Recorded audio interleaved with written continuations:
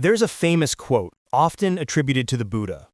Holding onto anger is like grasping a hot coal with the intent of throwing it at someone else. You are the one who gets burned. Most of us agree with this in theory. We know resentment is toxic. Yet when faced with a deep betrayal, a blatant injustice, or a lie that shatters our world, the advice to just let it go feels both insulting and impossible.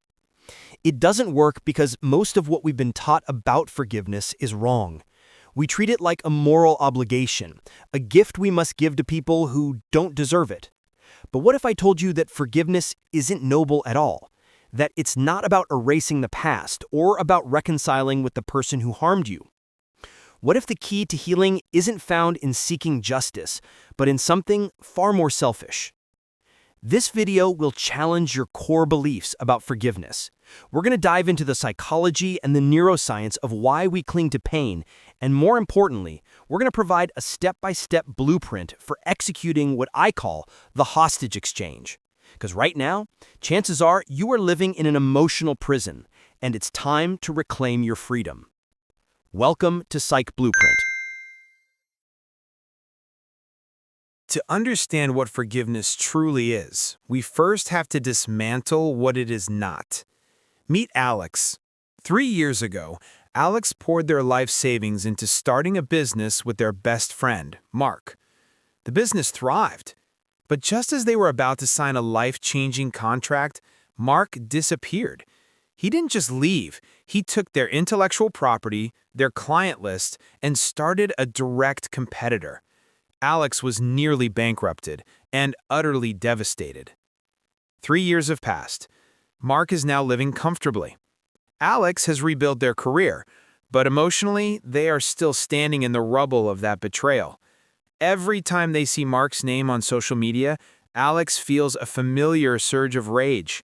They spend hours ruminating, imagining confrontations, and feeling exhausted by the sheer weight of their hatred.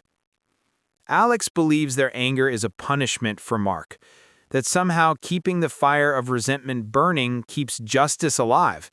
This is the old paradigm of forgiveness. The old paradigm says that forgiveness means you must forget what happened, you must reconcile, and you are condoning their actions. Under this lens, forgiveness is unthinkable. But here is the brutal truth. Alex's resentment is doing nothing to Mark. The only person being punished daily is Alex. This is where the new paradigm comes in, what I call the hostage exchange. In this scenario, the betrayal was the initial abduction. But for the last 3 years, Alex has been holding themselves hostage. They are imprisoned not by Mark, but by their own resentment. They are trapped in an emotional prison where they are forced to relive the pain every single day. Forgiveness in this model is not about opening the door and hugging the kidnapper. It's about realizing that you are holding the key to your own cell. It is a strategic, selfish decision to stop paying the emotional price for someone else's crime. It's about saying, I will no longer allow you to live rent-free in my mind. It sounds logical, so why is it so hard? It turns out our brains are wired to resist forgiveness. And to execute this hostage exchange, we need to understand the mechanics of this prison. And we'll also explore why waiting for an apology might actually be the worst thing for your healing. The modern concept of forgiveness research was largely pioneered by Dr. Robert Enright at the University of Wisconsin-Madison. He defines forgiveness as more than just ceasing to be angry. It is a complex process that involves offering a cessation of resentment. The key is recognizing that this is a process, not a single event. It is not a switch you flip. Dr. Enright identifies 4 phases. The uncovering phase, examining your anger and the impact the event has had on your life. The decision phase, committing to the idea of forgiveness for your own sake. The work phase, doing the cognitive work to reframe your thoughts about the offender. The deepening phase, finding meaning in the suffering and realizing the emotional release. Before we can get to the later phases, we need to understand why we get stuck in the uncovering phase for so long. Why are we addicted to resentment? When you experience a betrayal, your brain interprets it as an existential threat. Your limbic system, the emotional center of the brain, goes into overdrive. The amygdala, your smoke detector, screams danger. Your body is flooded with stress hormones, primarily cortisol and adrenaline. The fight-or-flight response is activated. The problem arises, however, when the threat is gone, but the stress response continues. When Alex thinks about Mark, they are not just remembering an event, they are reliving it physiologically. Cortisol spikes. Why does the brain do this? For two main reasons. First, hypervigilance. Your brain wants to make sure this never happens again. It keeps the memory vivid and painful as a warning system. Resentment becomes a distorted shield. Your brain believes that as long as you are angry, you are safe. Second, the justice loop. We have an innate need for fairness. When fairness is violated and we cannot rectify the situation, the brain tries to balance the scales internally. It replays the event over and over, searching for a resolution that doesn't exist.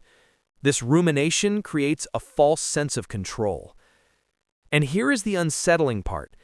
Anger can be addictive. Those bursts of adrenaline provide a temporary sense of energy and righteousness. Victimhood can become part of our identity. Now, I know what you're thinking. This is usually the point where people push back. But they don't deserve forgiveness. Exactly, they don't. Remember, forgiveness is not about them. It is about your freedom. Whether they deserve it is completely irrelevant to your decision to stop drinking the poison. What about justice? Am I just supposed to let them get away with it? Not at all. Forgiveness and justice are separate issues. You can absolutely forgive someone emotionally while still pursuing legal action or setting firm boundaries. Forgiveness does not mean reconciliation.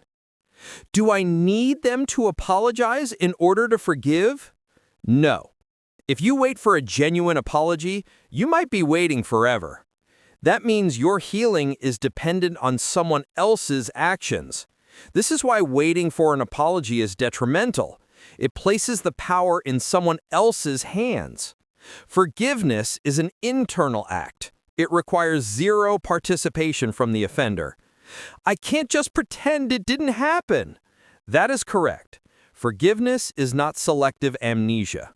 It is about remembering the event with a different emotional charge. The goal is that the memory remains, but it has lost its emotional teeth. So why does this matter? Because the cost of unforgiveness is astronomical. Physically, chronically elevated levels of cortisol are linked to inflammation, impaired immune function, heart disease, and digestive issues. When we say resentment is killing you, it is not a metaphor, it is biochemistry. Mentally, it leads to anxiety and depression. Relationally, it makes us bitter and defensive. We carry the old pain into new relationships. Alex found themselves unable to trust new business partners. Mark's betrayal had infected every other relationship. This hostage situation consumes a massive amount of cognitive bandwidth. Every minute Alex spends ruminating about Mark is a minute they are not investing in their future. Resentment is a terrible investment with zero return. It is time to plan the hostage exchange. And to do that, we're going to explore a simple, 5-second physiological technique that can instantly break the rumination loop and calm your overloaded nervous system. The process of releasing yourself from this emotional prison is an intentional journey. Here is the blueprint, broken down into 3 phases to help you navigate the hostage exchange. The first step is acknowledging the full extent of the damage. You cannot escape a prison you do not know you are in. Alex's job is to shift the focus from Mark's actions to the impact on themselves. The exercise. The hostage inventory. For the next 3 days, carry a notebook, divided into 2 columns, trigger and cost. In the trigger column, write down every moment you think about the person or the event. In the cost column, write down exactly how it made you feel and what it took away from you. Example, trigger. Saw a car that looked like Mark's. Cost. Felt a surge of rage. Lost focus at work for 20 minutes. Short-tempered with a colleague. This is meant to clarify the true price of holding on to resentment. At the end of the 3 days, look at the price you are paying for someone else's crime. Once you see the cost clearly, you can make the decision, making the conscious choice to pursue forgiveness not because they deserve it, but because you deserve peace. Before we can do the deeper cognitive work, we need to stabilize your nervous system. When you are in a state of rumination, your prefrontal cortex, the part of your brain responsible for rational thinking, goes offline. We need a circuit breaker to interrupt the cortisol loop. The technique? The physiological sigh. This is a breathing technique studied by Dr. Andrew Huberman at Stanford. It is the fastest way to calm your nervous system in real time. It works like this. Take a deep inhale through your nose, filling your lungs. Then, before you exhale, take another short inhale through your nose to maximize the air intake. Then, exhale slowly and completely through your mouth. Inhale, inhale again, then a long exhale. When Alex feels that surge of anger, their job is to immediately perform 2 or 3 physiological sighs. This does not solve the root problem, but it turns down the emotional temperature, allowing the prefrontal cortex to come back online. This is the work phase, the actual heavy lifting of forgiveness. It involves changing your narrative and executing the exchange. Step 1, reframing. The goal here is to develop a more balanced perspective on the offender. This is not about excusing their behavior. It is about seeing their humanity beyond their worst action. The exercise, the full story. Ask yourself, what in their past or circumstances might have contributed to their actions? Were they acting out of fear, ignorance, or their own pain? Alex began to realize that Mark had always been driven by a deep-seated fear of failure. This did not excuse the betrayal, but it turned Mark from a two-dimensional monster into a flawed, complex human being. It reduced the emotional intensity. Step 2, finding meaning. We move from, why did this happen to me, to, what can I learn from this? Alex realized that the betrayal, though devastating, had forced them to develop resilience they never knew they possessed. Step 3, the hostage exchange. This is the final act of release. It is often done through a symbolic ritual. The exercise, the unsent letter. Write a letter to the person who hurt you. Pour out all your anger, pain, and disappointment. Do not hold back. Then, at the end, write, I will not carry this anymore. I forgive you for myself. I am free. Then, destroy the letter. Burn it or shred it. This physical act signals to your brain that the process is complete. The resentment has been exchanged for peace. Forgiveness is one of the hardest, yet most liberating journeys we can undertake. Remember Alex? A few months after doing this work, Alex ran into Mark at a conference. But as Alex looked at Mark, they didn't feel the familiar surge of rage. They didn't feel warmth or a desire to reconnect. They just felt a peaceful emptiness. Mark mumbled a half-hearted apology. Alex simply nodded and said, I wish you well, and walked away. That is true liberation. The memory was still there, but its power was gone. Alex was free. We often believe that strength lies in holding on, but true forgiveness requires a different kind of strength. The strength to prioritize your peace over your resentment, the strength to let go of a story that no longer serves you, and the strength to execute the hostage exchange. You do not have to do this alone. If you are struggling with deep trauma, please seek professional help, but you can start the process today. So here is my challenge to you. Start your hostage inventory. Right now, grab a piece of paper and write down the name of one person you are holding resentment towards. And next to their name, write down one cost that resentment is charging you. Take that first step to recognize the price of your emotional prison, because the key to setting yourself free is already in your hands. Thank you for watching Psych Blueprint.